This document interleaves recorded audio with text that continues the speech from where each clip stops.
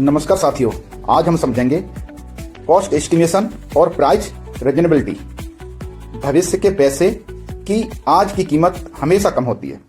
रक्षा खरीद के जटिल और अत्यंत संवेदनशील संसार में कोई भी निर्णय केवल एक खरीद, एक फाइल या एक वित्तीय स्वीकृति का नहीं है। यह निर्णय भविष्य की आवश्यकताओं, भविष्य की चुनौतियों और भविष्य की सुरक्षा के लिए उठाया गया एक कदम होता है।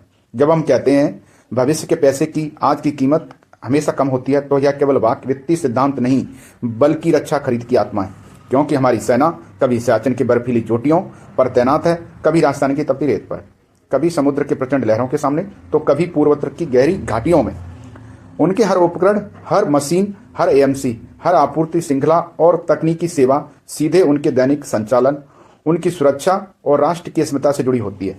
इसलिए डीपीएम 2025 अपने प्रारंभ में यह स्पष्ट करता है, हर खरीद यथार्थवादी आकलन, पारदर्शी मूल्यांकन, साबित होने योग्य दस्तावेज और राष्ट्रीय उत्तरदायित्व पर आधारित होगी। यह पूरी प्रणाली, चाहे वह सीएफए स्वीकृति हो, वित्तीय तुलना हो, L1 का निर्धारण हो, QCBS हो या LB का परीक्षण हो, यह सबकी जड़ एक ही जड़ में निहित है, लागत और अनुमान। यदि लागत और अनुमान सही है तो पूरी प्रक्रिया मजबूत है, यदि लागत अनुमान गलत है तो पूरी प्रक्रिया डगमगा जाती है। यही कारण है यह सिद्धांत भविष्य के पैसे की आज की कीमत कम होती है हमें याद दिलाता है। हर निर्णय केवल वर्तमान के लिए नहीं, भविष्य के लिए लिया जाता है। यह रक्षा खरीद की रीढ़ है, यह जिम्मेदारी का केंद्र है। कॉस्ट एस्टिमेशन का बेसिक उद्देश्य यह है ताकि हमें सीएफए की जानकारी हो, यानी यह फाइल कौन साइन करेगा, कौन इसका सक्षम वित्तीय अधिकारी होगा और इसका अनुमानित बजट कितना होगा। लागत अनुमान कोई साधारण गणना नहीं, यह वह प्रक्रिया है जो किसी भी खरीद की दिशा, उसकी वैधता और उसकी संपूर्ण पारदर्शिता को निर्धारित करती है। अनुच्छेद 5.29 में डीपीएम 2025 यह स्पष्ट करता है, लागत अनुमान वस्तुनिष्ठ, यथार्थवादी और बाजार आधारित होने चाहिए।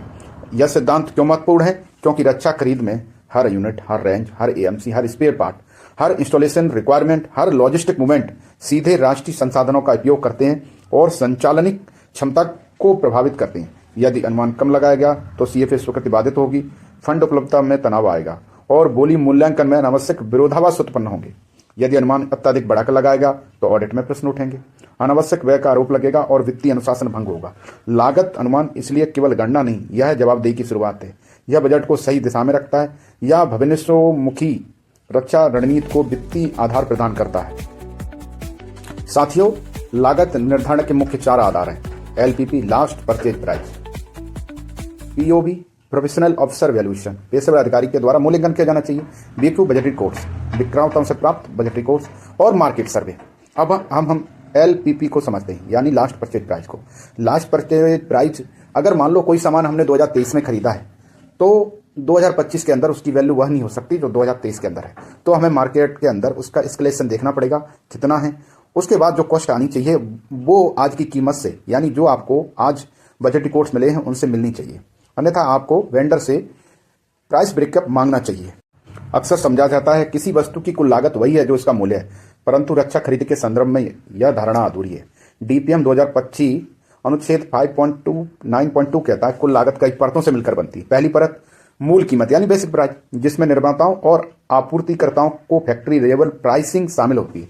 दूसरी है कर यानी जीएसटी, रोड परमिट इत्यादि, जो स्थान, राज्य सीमा और वस्तु के प्रकार के अनुसार बदलते हैं।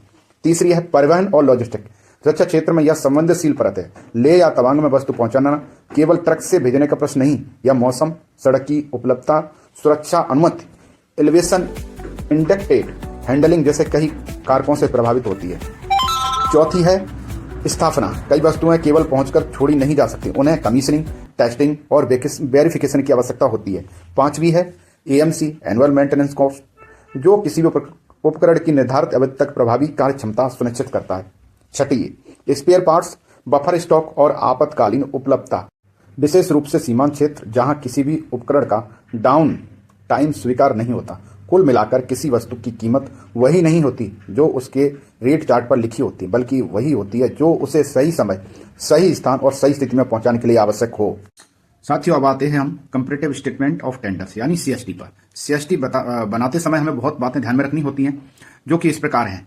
यदि किसी ने हमको रेट दिया है 10 लाख रुपए और एक दूसरे वेंडर ने दिया है 20 लाख रुपए, तो हमें उनमें से ये देखना पड़ेगा, अगर वो प्रोजेक्ट 5 साल का है तो हमें ये देखना पड़ेगा जो 10 लाख वेंडर बोल रहा है उसको पैसा तुरंत ही चाहिए, यानी काम खत्म होने के बाद, और जो 20 लाख बोले हैं उस वेंडर को पैसा चाहिए 5 साल बाद।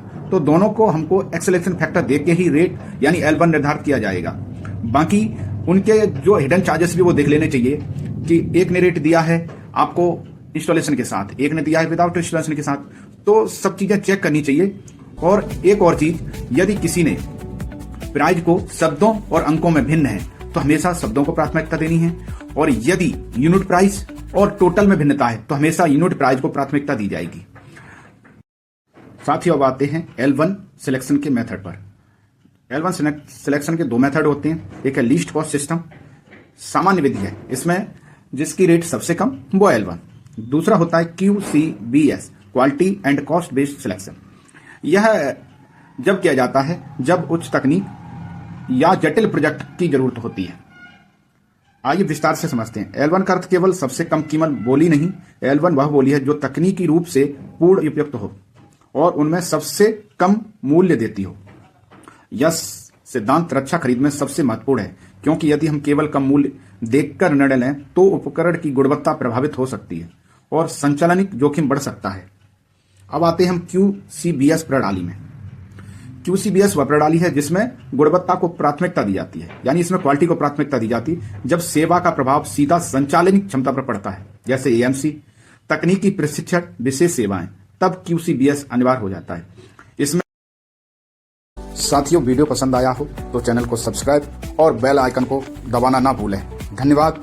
और साथ ही यदि आपको कोई वीडियो DPM के ऊपर डिटेल चाहिए तो मुझे कमेंट करके बताएं ताकि मैं उस पर वीडियो बना के आपको दे सकूं।